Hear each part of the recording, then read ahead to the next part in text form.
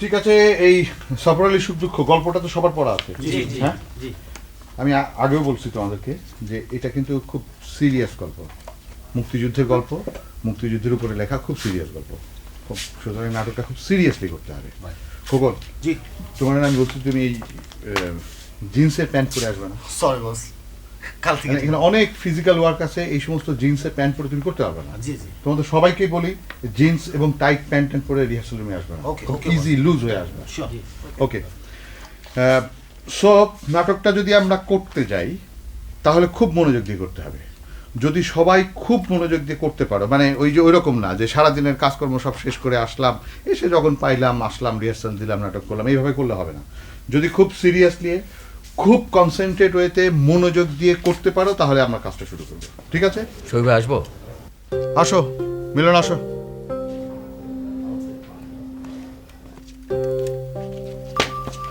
সেই দেরি করে আসলে না? সরি ভাই। শোনো, চরিত্রটা হচ্ছে একটা বৃদ্ধ মুক্তিযোদ্ধার চরিত্র, খুব চ্যালেঞ্জ নিয়ে করতে হবে, পারবা? আপনার কথা শুনে তো ভয় পেয়ে যাচ্ছে ভাই। তুমি হাসতেছো কিসের জন্য? তুমি কি মনে করতেছো টেলিভিশনে তোমার চেহারা সব সময় দেখা যায় বলে তুমি একেবারে অভিনেতা হিসেবে একেবারে শতভাগ স্বার্থ? এটা চিন্তা করলে কিন্তু খুব ভুল করবে মিলন। আপনি আসলে দিন দিন আমার উপর অনেক বেশি সেন্সিটিভ হয়ে যাচ্ছেন, এটা ঠিক না। শফিক ভাই কিন্তু তোমাকে নিয়ে প্রায় আফসোস করেন। আফসোস করে আমাকে নিয়ে? হ্যাঁ, কেন নয়? সেই টেলিভিশনে সেই একই হিরোর রোল কি ঘোড়ার ডিম করছো শুনি? তোর বড়ি খাড়া খাড়া বড়ি তোর। কিন্তু অতৃপ্তি তো আমারও আছে, সুযোগ পাচ্ছি কই। সেজন্যই বলছি এই সুযোগটা কাজে লাগাও। একটা বৃদ্ধ মুক্তিযোদ্ধার রোল, সরি 1971 সালের একটা সাহসী মুক্তিযোদ্ধার রোল, বয়সের শেষ সময়ে এসে সে পেছন ফিরে তাকিয়ে দেখছে, জীবনের হিসাব নিকাশটা বোঝার চেষ্টা করছে। বিষয়টা খুব কঠিন হবে, পারবে তো? কিন্তু শফিক ভাই আসলে ও মঞ্চনাটক বলে আগ্রহ বোধ করছো না? Please try to understand me. না না, আমি বুঝতে পারছি তোমার টাইট শিডিউল, লোভনীয় সব অফার একটুখানি কাটছাট করতে গেলে তো ক্যারিয়ারের ইঁদুর দূরে পিছিয়ে পড়বে।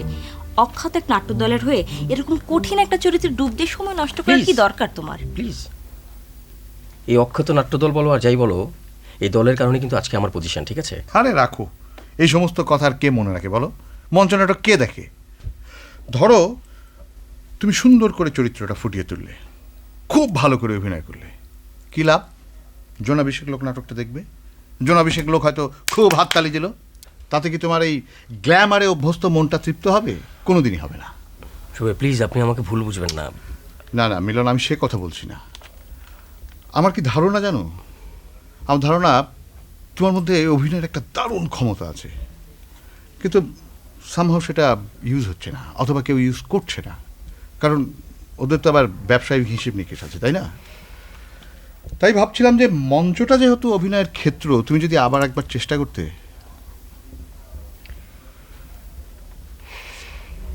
শফিক ভাই আমি কাজটা করব।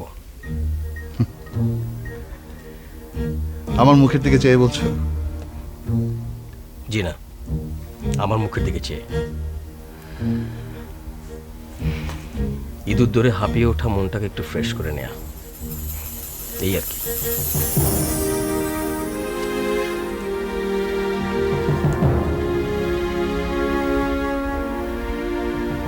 সুফিয়া, আইজও আমি বুকের ভিতরে যুদ্ধের আওয়াজ টের পাই, হাতে ঠান্ডা গ্রেনেড, আমার পা দুইটা কাঁপতে থাকে লেফট রাইটের তালে।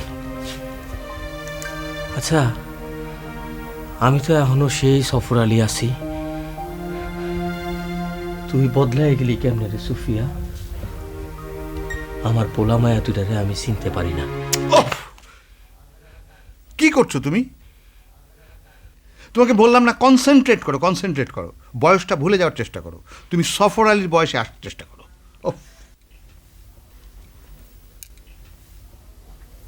সুফিয়া, আমি এখনো আমার বুকের ভিতরে যুদ্ধের আওয়াজটা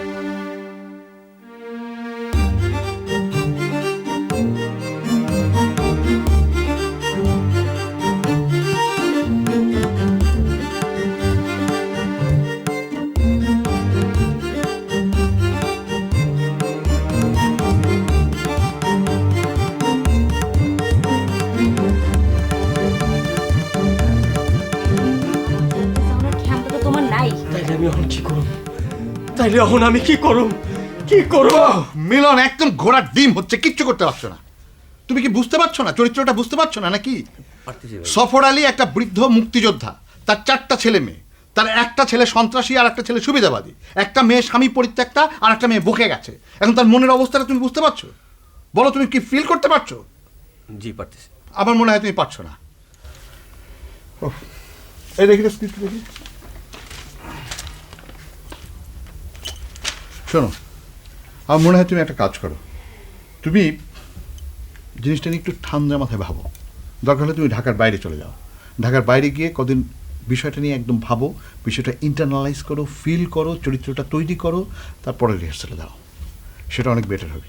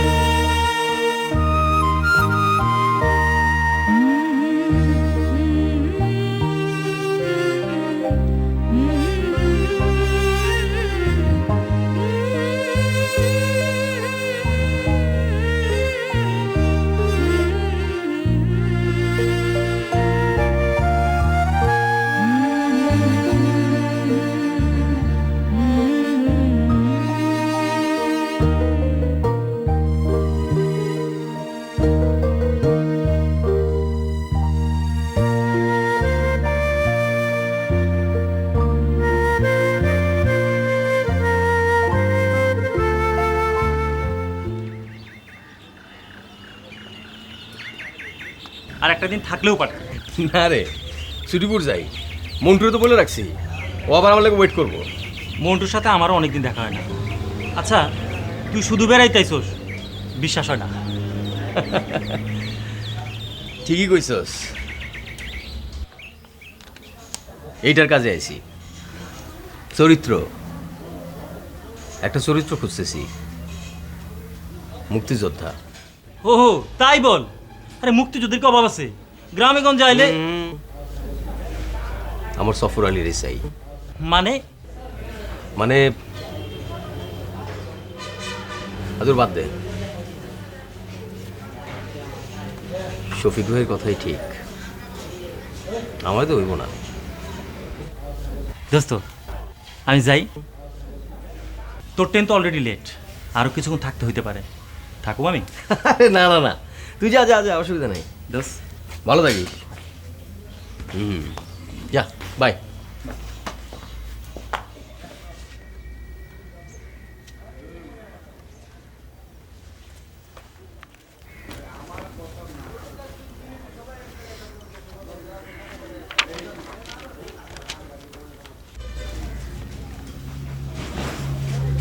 সুফিয়া, কান্দিস না।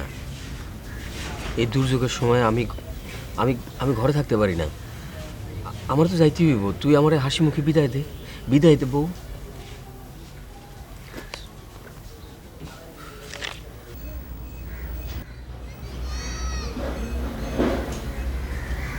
কান্দিস না। এই দুর্যোগের সময় আমি আমি ঘরের ভিতরে থাকি কি করে? আমার সাইকেল দে। তুই তুই আমার হাসি মুখে বিদায়, তুই আমার হাসি মুখে বিদায় দে। বাবা বসো। শুনছেন, ট্রেন আসতে আরো 1 ঘন্টা সে দেরি হবে। আমাকে কিছু বলছেন? হ্যাঁ, আপনি তো বলতেছি ট্রেন আসতে আরো 1 ঘন্টা সময় লাগে। আপনি এই ট্রেনে যাবেন নাকি? জি, আরো 1 ঘন্টা। বসো বাবা। হ্যাঁ, এর কোনো মানে হয় বলেন? আরও 1 ঘন্টা? বাবা আমি শিওর ট্রেন আসতে আরও অনেক বেশি সময় লাগবে।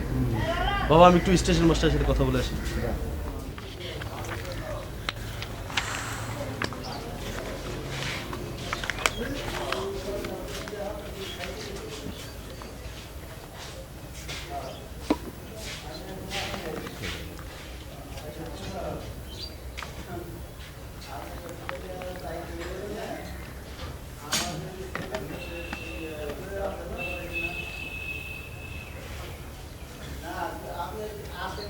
নেন বাপ চা খান, বেশ ঠান্ডা পড়তেছে, ভালো লাগবে, খান। আমার এই ছেলেটা খুব চায়ের পাগল, তাই নিজের হাতে ফ্লাস্ক ভইরা চা বানায় দিচ্ছে। কোনো জিনিস কিনা খাইতে মানা করছি, কারো কাছ থেকে চায়া খেতেও মানা করছি। যদি কোনো কিছু মিশাই দেয় দিনকাল তো বাপ ভালো না। নেন। তা আমি যে আপনার কাছ থেকে নিয়ে খাচ্ছি, হ্যাঁ, আমি যে আপনার কাছ থেকে নিয়ে খাচ্ছি, আমি তো ভালো মানুষ।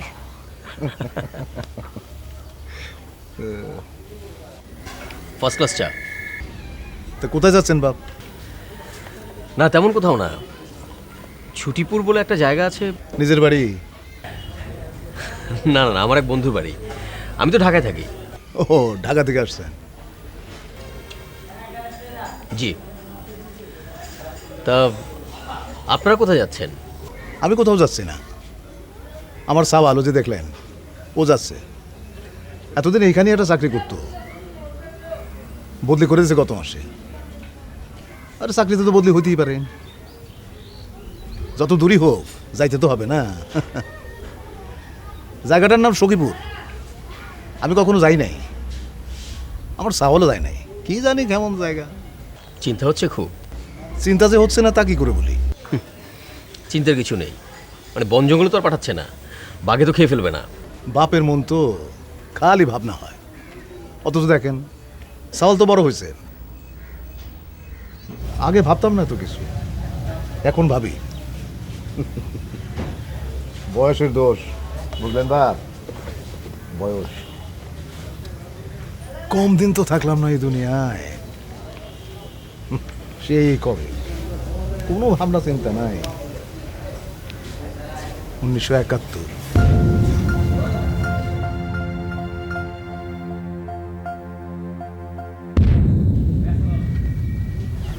বিকালে মন ঠিক করলাম, সন্ধ্যায় বউরে কলাম, জমিদারে কলাম যুদ্ধে যাব। সফর আলী। জমিলা কান্দে, আমি আবার কলাম যুদ্ধে যাব। আমি জমিলারে বুঝাই কই, কান্দিস না জমিলা, আমার যাইতে দে, বাধা দিস না। দেশের এত বড় বিপদ আর আমি তোরা চলে বান্ধা থাকবো, তুই আমার যাইতে দে, দেশ আমারে ডাকতেছে। তারপর তারপর রাত্রিরে ঘর ছাড়লাম। তারপর জমিলার কোলে আমানুল্লাহ মাত্র হামাগুড়ি দেয়, আর মায়াডার বয়স 6 বছর। মায়াডা আমারে জিজ্ঞাসা করে, আব্বাজান আমি তোমার কি হই? আমি আদর করে কইতাম, আপনি আমার আম্মা হন। ঘুমের সময় সে আমার বুকের মধ্যে একটু জড়ো সড়ো হয়ে শুয়ে থাকত। মায়াডারে বুকের থেকে আলগোস্তে সরাই দিলাম, খাট থেকে নামলাম, তার কপালে চুমা দিয়া ফিস ফিস করে বললাম, আম্মা, দেশও আমার আম্মা, তোমারে বাঁচাইতে গেলে দেশের রক্ষা করতে হবে, তুমি আমার জন্য দোয়া করো।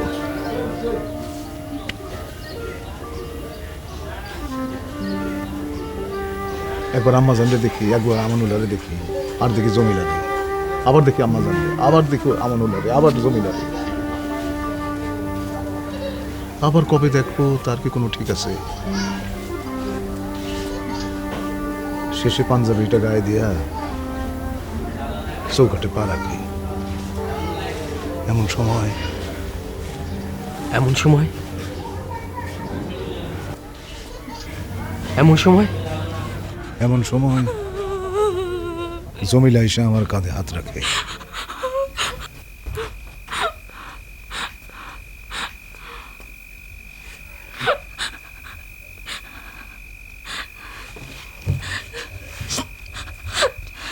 কান্দোস কেন?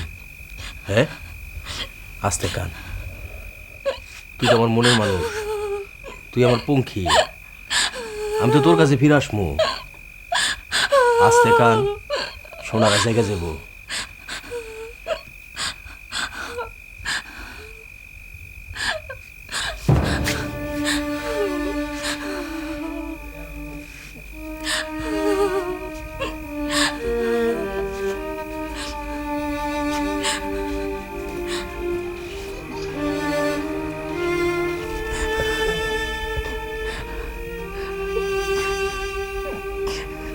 ওই স্যার আমাদের কত রাত্রির ভালোবাসার সাক্ষী। ও সাদের দিকে তাকাই হাসি মুখে তুই আমারে বিদায় দেব। আমি আমি চিঠি দেব, সময় পেলে তোর সঙ্গে দেখা করে আসবো। স্যার আমার এরা মহাপুজের মতো করতেছিস কে? শুনিস নি আর্মি আসেছে নদীরই পারে, এই পারে আসলে পরে সবাইকে মাইরে ফেলাবে। আমাদের সোনা মানিক আমানুল্লাহ রত্নায়কের বাঁচাতে হবি না? হ্যাঁ স্যার, স্যার আমারে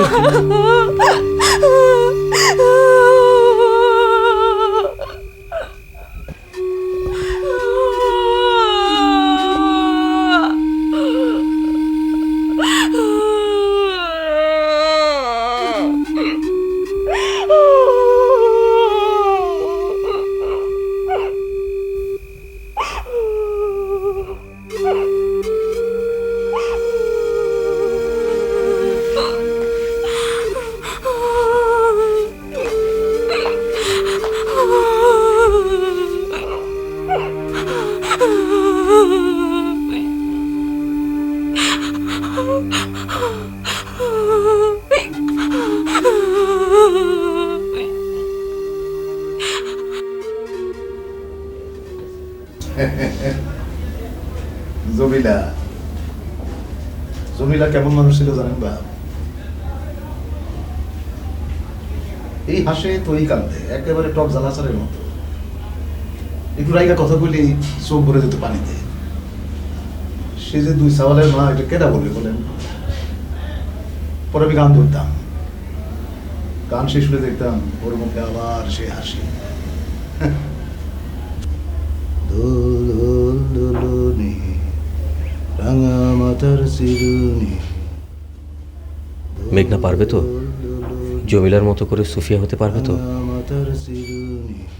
আমি যেমন সফর আলীকে দেখে অনেক কিছু শিখে নিচ্ছি, তেমনি এভাবে মেঘনা যদি জমিলাকে দেখতে পেত তবে তবে অনেক ভালো হতো। কিন্তু গানটা শুনছেন না বাপ? আব্দুল আলিমের গান বড় সুন্দর। আপনি যুদ্ধে গেলেন, তারপর তারপর কি হলো? জমিলা কি করলো? 2 মাস পর একটা ছেলেটা দিয়ে চিঠি পাঠালাম জমিলার কাছে। ছেলেটা ফিরে আসলো, জমিলার চিঠি পেলাম। এই চিঠি আমি আগেও একবার পাইছি। জমিলা প্রথমবার যখন বাপের বাড়ি গেল তখন এই চিঠি লিখছিল। সারা জীবনে একটাই চিঠি, জীবন ভর একটাই চিঠি পড়ছে। ওই চিঠির মধ্যে ছিল আমাদের সুখের কথা, আমাদের আনন্দের কথা, আমাদের ভবিষ্যতের কথা। একটাই চিঠি। তার মানে তখনকার দুঃখ কষ্ট তিনি আপনারা জানাতে চান নাই, নাকি পুরো যুদ্ধটারে তিনি অস্বীকার করতে চাইছেন? ওই যে বললাম, জমিলা হইতেছে টক ঝাল আচারের মতো, পয়সা যায় না। ওর সাহস ওর টিকায় রাখে। সংসারে এত অভাব অনটন, তারপরে জমিলার মুখে হাসি। কোনোদিন কোনো অভিযোগ করে নাই বাপ, কোনোদিন কোনো অভিযোগ করে নাই। তবে যে কান্নাকাটি করছিলেন, আমারে সাইডে থাকার কষ্টে কাঁদছিল, তাতে কি? আমি বিপদ মাথায় করে যুদ্ধে গেছি, আর জমিলা সাহসে বুক বাঁধা আমার পথ চেয়ে বসে থাকবে। একদিন যুদ্ধ শেষ হবে, আমরা দুজনের মুখোমুখি হব। চাঁদনি রাতে পুকুর পাড়ে নিশ্চিন্ত মনে বসে থাকবো। একজন বলবে, আরেকজন শুনবে। একজন কানলি আর একজন চোখের পানি মুছাই দেবে। একজন হাসলে দুজনেই হাসবে।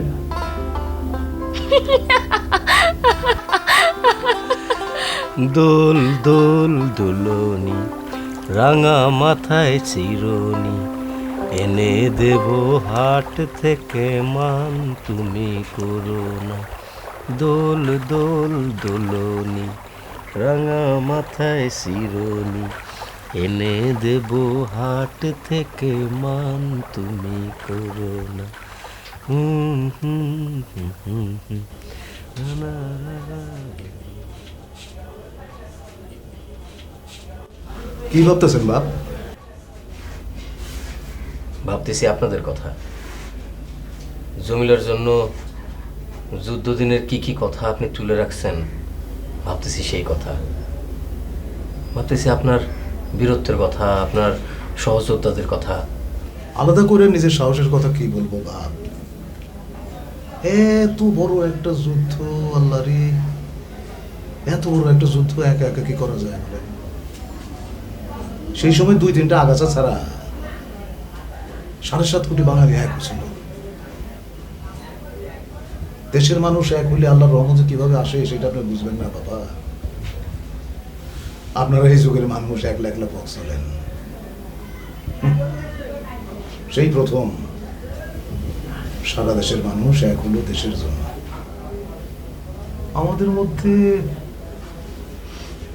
সবার আগে মারা গেল রুস্তম। বেড়া একটা ছিল, বুক ভরা সাহস। একদিন একটা অপারেশন, রাইতে বেলা খাইতে বসি গরিব গৃহস্থের বাড়িতে, এই বেগুন ভাজি, ভাত, ডিম ভাজি আর ডাইল। এমন সময় খবর এলো পাক আর মিসাইলকে দেখে গেলাম। কি করবো আমরা কেউ কিছু বুঝতে পারছি না। কমান্ডারকে বললাম যে ভাই কি করবো? বললো কি দাঁড়াও, ভাবতে দাও। ভাবনার সময় দিল না, শুরু হয়ে গেল গুলি, চাকে চাকে গুলি। আরে চারিদিক থেকে গুলি, কোথায় পালাবো কোথায় পালাবো কিচ্ছু ঠিক নাই।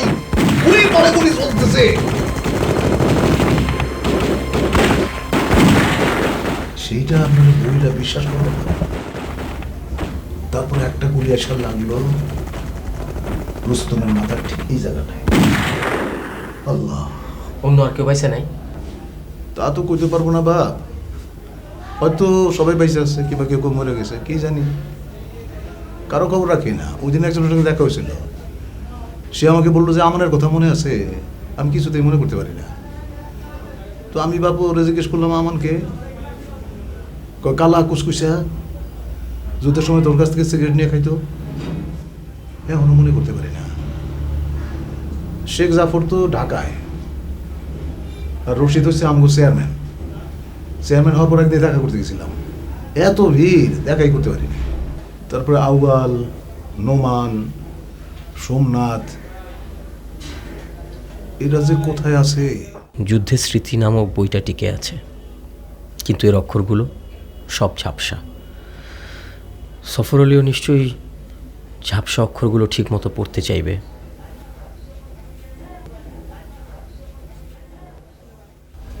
ধরা পড়ছিলেন কখনো? অবাক একবার ধরা করছিলাম, সে যেন সেন ধরা না, একেবারে রাম ধরা। ঘটনা হয়েছে কি, ফরিদগঞ্জ থেকে জাভেদ ভাই খবর পাঠালো যে তার কিছু এমুনেশন দরকার। তো আমি, মঞ্জুর আর মইনুদ্দিন 3 জনে মিলা এমুনেশন নিয়ে নৌকায় করে রওনা হইলাম। তারপর যাইতেছি কোন একটা জায়গায় আইসা, এখন ঠিক মনে নাই, অনেকদিন আগে কথা তো, প্রায় 36-37 বছর আগে। কোন একটা জায়গায় এসে যেন দেশের সঙ্গে যারা বেইমানি করছিল, ওই রাজাকার বেজম্মা গুলা ওই পাক আর্মির লগে হাত মিলাই আমার নৌকাটাকে অ্যাটাক দিল। সে যেন তেন অ্যাটাক না, মঞ্জুর কেমনে জানি নদীতে নাইমা পালাই গেল। মইনুদ্দিন সাঁতার জানতো না, ধরা পড়ে গেলাম আমি আর মইনুদ্দিন। তারপর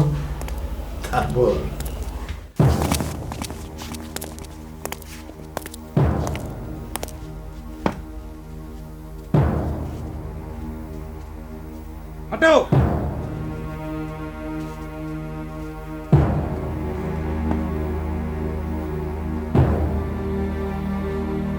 হটাও!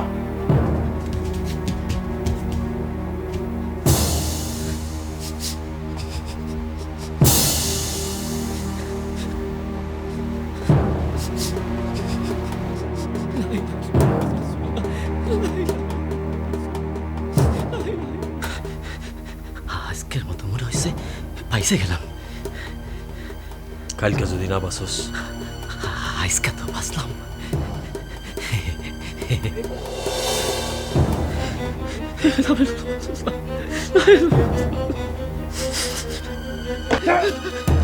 আমারে বাঁচা, তোমরা আমারে বাঁচা, সবর আমারে বাঁচা, সবর তুই আমার মারপেটের ভাই, আমারে বাঁচা, সবর আমারে বাঁচা।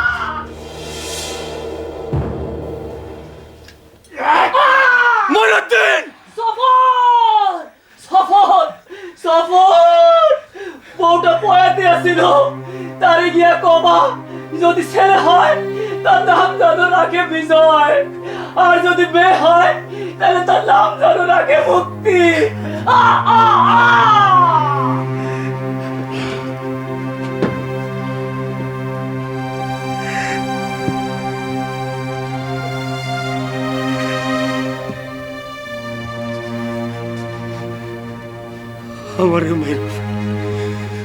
আমারে মাইরা ফেল বদমাশের বাচ্চারা, আমারে মানুষটা কেন? হে আল্লাহ, হে আল্লাহ,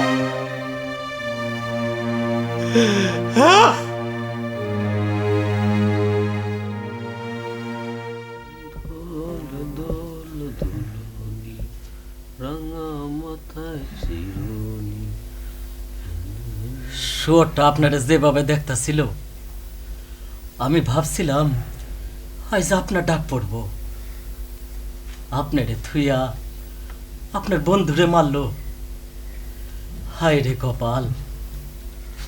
গত দিনে তো আপনার খুব ফলো করতেছিল সৈন্যটা,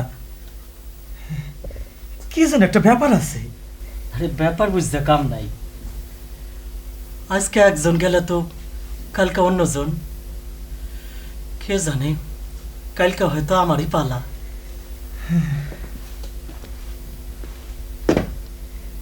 সফর আলী কোন হাই কামিয়া,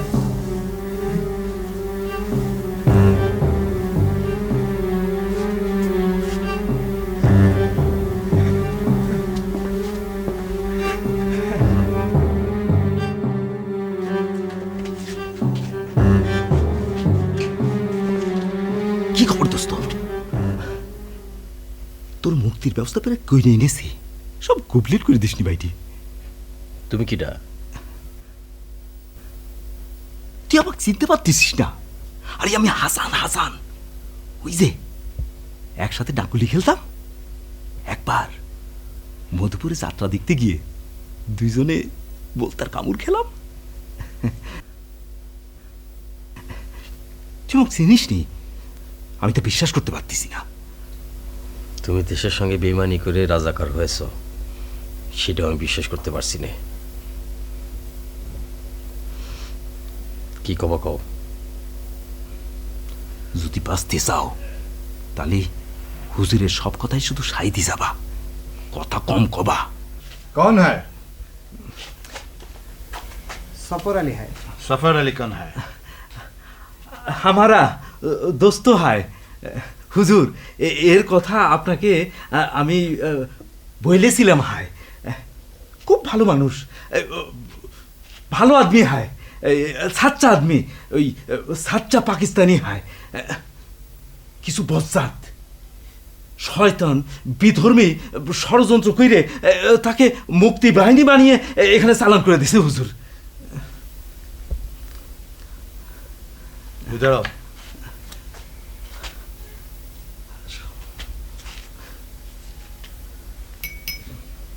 खाना खाओ।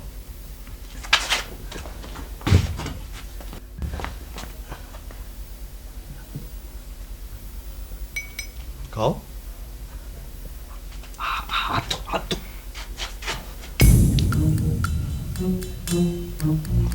सब सुथरा हो। Then pray for Pakistan. মুনাজাত করো।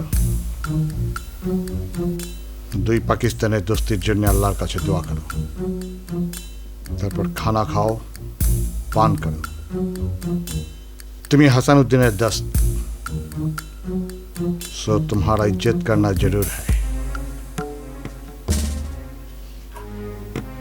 क्या हुआ?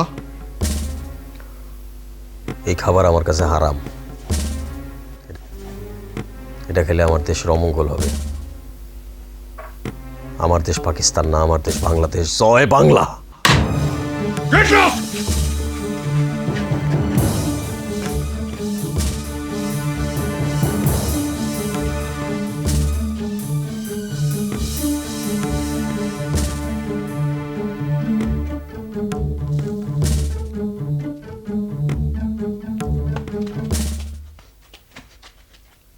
तुम्हारा दोस्त मुक्ति है, मगर तुम राजाकार बन गया। तुम्हारा दोस्त सच्चा आदमी है, सच्चा पाकिस्तानी है। यह तुम्हारा सुपारिश, मगर तुम झूठ बोलता है। तुम्हारा दोस्त सच्चा आदमी है, मगर सच्चा पाकिस्तानी नहीं है। वो मुक्ति है, मुक्ति।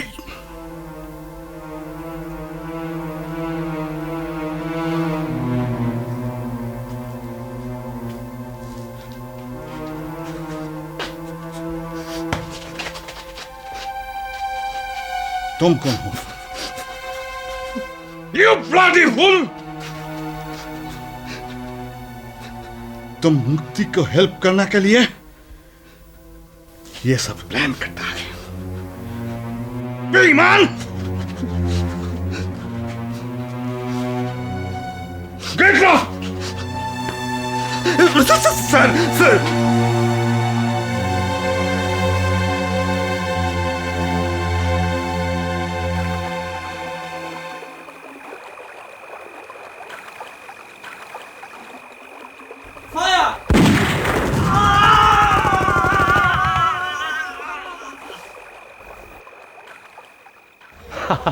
আচ্ছা বাবা, আচ্ছা আমি কথা দিতেছি আমি ট্রেনে কিছু কিনা খাবো না, কিন্তু এইখানে খাইতে তো মানা নাই। নেও না বাবা, গরম জিলাপি দুইটা নেও। ভাই আপনি দুইটা নেন না, এখানকার মিষ্টির বেশ সুনাম আছে। কি এত আগলা রাখেন আপনার ছেলেরে? উপায় কি বলেন? অনেক দূরের পর ট্রেনের মধ্যে যদি অসুস্থ হয়ে যায়, সখীপুরে গিয়ে যদি কিছু একটা হয়, তখন দেখবে কে বলেন? আমার বাপ সব সময় নানান রকম যদির ভয়ে অস্থির হয়ে থাকে। স্নেহের বন্ধনে আমি আষ্টে পিষ্টে বাধা পড়ছি ভাই। আমার মরণের আগে তোমার মুক্তি নাই। আমি যতদিন পাইছে আছি ততদিন আমারে সহ্য করতে হবে বাপ। বাবা তোমার কতবার বলছি যে তুমি এইসব কথা বলবা না। আপনার মা নিশ্চয়ই অনেক মজা পান আপনাকে ওইসব কাণ্ড কাটকা দেখে। আচ্ছা, আর আপনার মেয়ে ওই যে রত্না, ওর কি বিয়ে হয়ে গেছে? আপনাকে ছাড়া কেউ থাকতে পারে তো নাকি? বাবা ছাড়া এই পৃথিবীতে আমার আর কেউ নাই, আমি ছাড়া বাবারও কেউ নাই।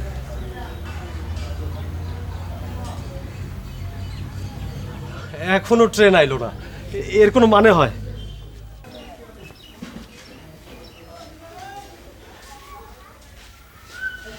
আচ্ছা, জমিলা, রত্না, ওনাদের কোনো চিঠি?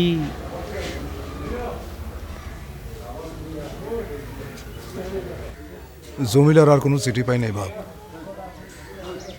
গুলি খায়া নদীতে ভাইসা গেলাম, ভালো মানুষের চরে গিয়ে আটকাইলাম।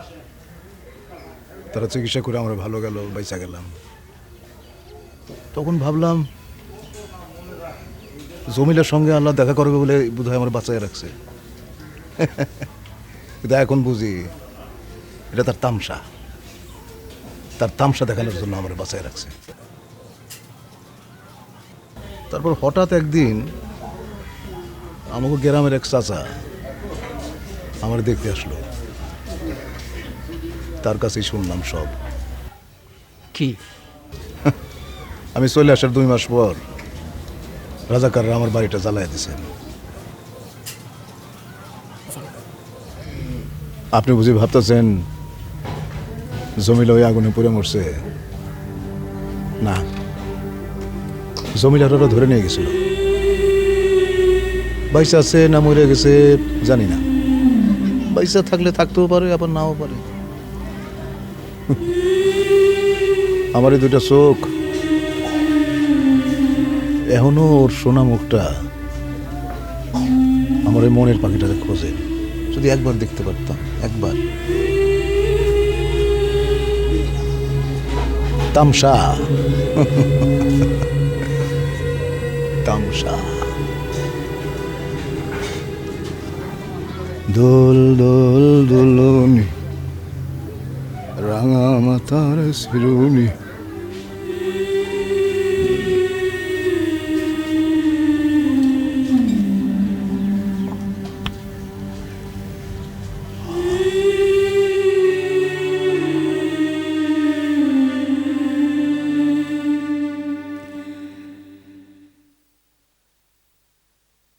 রতনটা মন খারাপ করে কোথায় ঘুরে বেড়াচ্ছে কে জানে। রতন, তার মানে আপনার ছেলের ডাক নাম রতন, আসল নাম হচ্ছে আমানুল্লাহ। আচ্ছা, আগুনে ঘরবাড়ি পুড়ে গেলেও আপনার ছেলে কিন্তু বেঁচে ছিল, আর আপনার রত্না?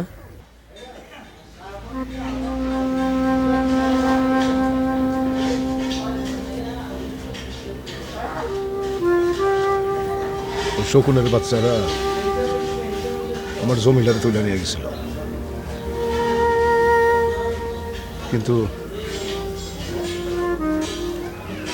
আমার আমানুল্লাহ আর আমার মায়া রত্না ওরে ঘরের ভিতরে পূজা সাই করছে ওই হারামজাদার বাচ্চারা। আমার আমানুল্লাহ, আমার আম্মা, ও আপনার কাছে মিনতি করি বাপ, ওই কথা আমার মনে করেন না।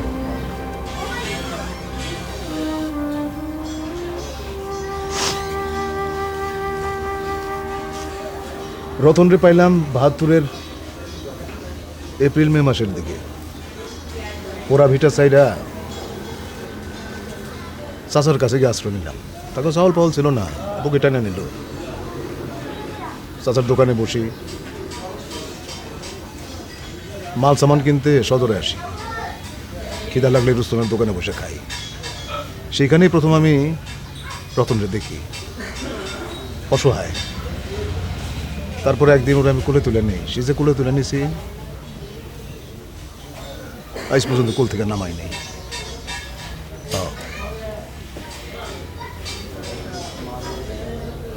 ওই যে মন খারাপ করে ঘুরে বেড়াতেছে। রতন, রতন,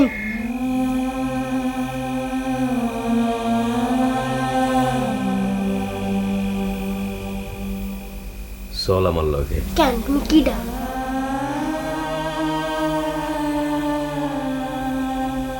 আমি যে তোর বাপ।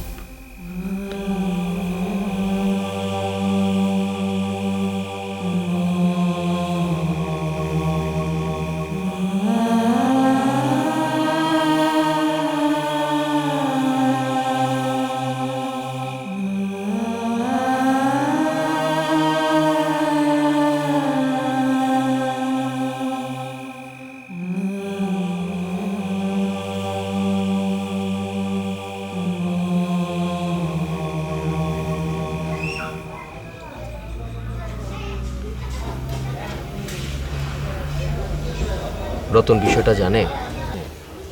জানে, রতন জানে। রতনের কাছে আমি ওর বাপ আর ও আমার সাবাদ।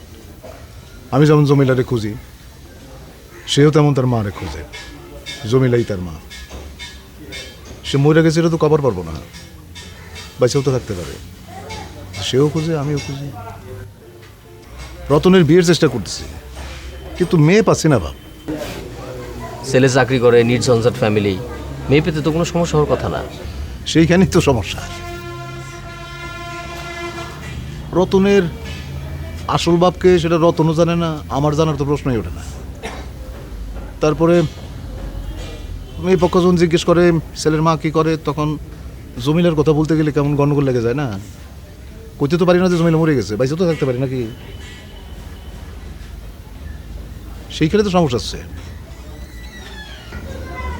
আমার রতন কি বলে জানেন বাপ? কি বলে? রতন বলে যে আমার মুক্তিযোদ্ধা মাকে তো আমি অসম্মান করতে পারি না। আমার মা ৭১-এ যুদ্ধে গেছে, কিন্তু আমাদের সঙ্গে তারপরে আর দেখা হয়নি। আমরা যেমন তারে খুঁজি, সেও তো আমাদের খুঁজে। পৃথিবীটা গোল, একদিন না একদিন তো দেখা হয়েও যেতে পারে। কি কোন বাপ, হইতে পারে না? দেখা হবে, অবশ্যই দেখা হবে। আমার মন বলছে আপনার সঙ্গে নিশ্চয়ই দেখা হবে। আচ্ছা, দেখা হলে আপনি তাকে কি বলবেন? কি বলবো? তাকে বলবো,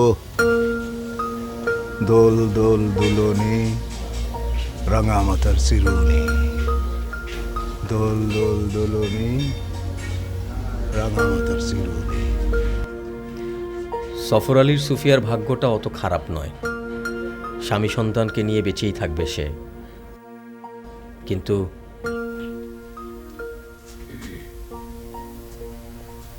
সারাটা জীবন গেল আমার দেখতে দেখতে, এইটা করুম না ওইটা করুম না, দেশের ক্ষতি হইব। 10 জন যে করতেছে তাতে দেশের ক্ষতি হয় না? চুপ করো সুফিয়া। তুমি চুপ করো। তোমার নীতি কথা শুনলে আমার শরীরটা জ্বলে যায়।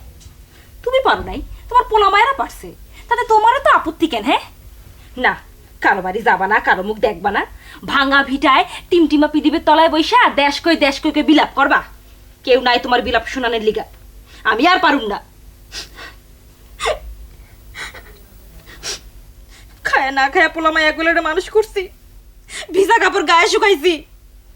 তোমার দেশে এখনো খবর নাই। তোমার বাড়া ভাতে অন্যেরা চাই দিছে, কই তোমার দেশ তাগর থাকাইছে, বরং তাগরে বুকে টাইনা নিছে। আর তোমরা জানডা হাতে নিয়ে দেশের লেগে যুদ্ধে চাপায় পড়ছো। এই দেশ তোমার করে পায়েও রাখে নাই। 2 দিন পরে তো মরবা, দাফন দিব কারা? হ্যাঁ হনো, এখনো সময় আছে, পোলা মায়া গুলোর ডাইকা নাও। না, ওরা আমার কেউ না। আর এই দেশ অচেনা। আচ্ছা, তুমি তো পরে চিনবার পারো?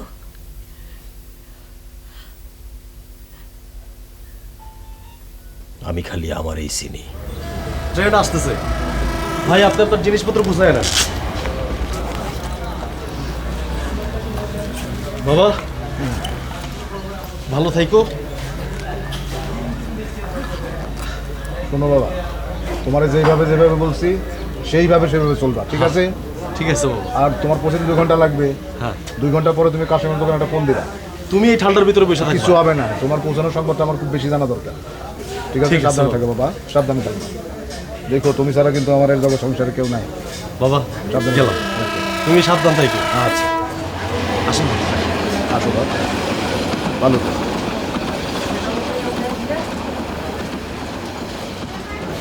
রতন ভাই, আপনি তাহলে যান। আপনি যাবেন না? জি না।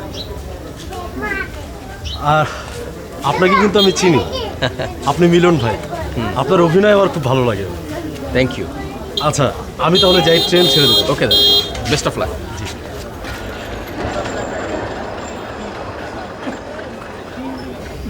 কি হলো, গেলা না বাপ?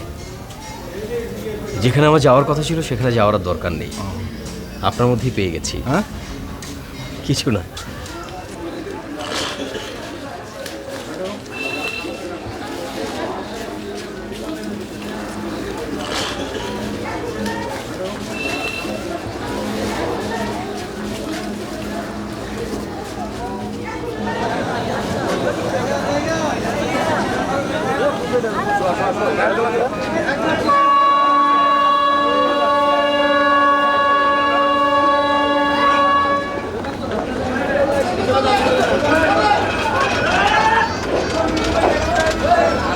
আরে পয়সা দে। আল্লাহ তোমার হায়াত দারাজ। আমার নাম আনিসুর রহমান মিলন। মনে থাকবে না, বয়স হয়েছে না। আসি বাপ।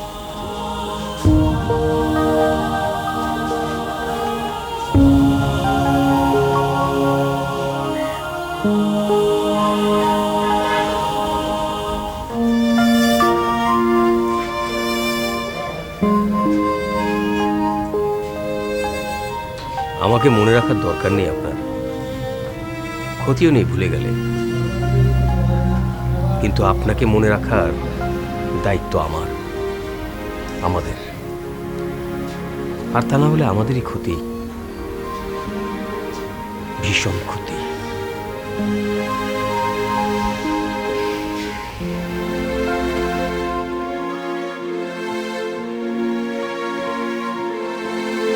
স্বাধীনতা, তোমার জন্যে এক থুড়ে বুড়ো উদাস দাওয়ায় বসে আছেন। তার চোখের নিচে অপরাহ্নের দুর্বল আলোর ঝিলিক, বাতাসে নড়ছে চুল। স্বাধীনতা, তোমার জন্যে মোল্লাবাড়ির এক বিধবা দাঁড়িয়ে আছে নড়বড়ে খুঁটি ধরে দগ্ধ ঘরের। স্বাধীনতা, তোমার জন্যে হাড্ডিসার এক অনাথ কিশোরী শূন্য থালা হাতে বসে আছে পথের ধারে। তোমার জন্যে সগির আলী শাহবাজপুরের সেই জোয়ান কৃষক, কেষ্ট দাস জেলে পাড়ার সবচেয়ে সাহসী লোকটা, মতলব মিয়া মেঘনা নদীর দক্ষ মাঝি, গাজী গাজী বলে যে নৌকা চালায় উদ্দাম ঝড়ে, রুস্তম শেখ ঢাকার রিক্সাওয়ালা যার ফুসফুস এখন পোকার দখলে, আর রাইফেল কাঁধে বনে জঙ্গলে ঘুরে বেড়ানো সেই তেজি তরুণ যার পদভারে একটি নতুন পৃথিবীর জন্ম হতে চলেছে। সবাই অধীর প্রতীক্ষা করছে তোমার জন্যে। হে স্বাধীনতা,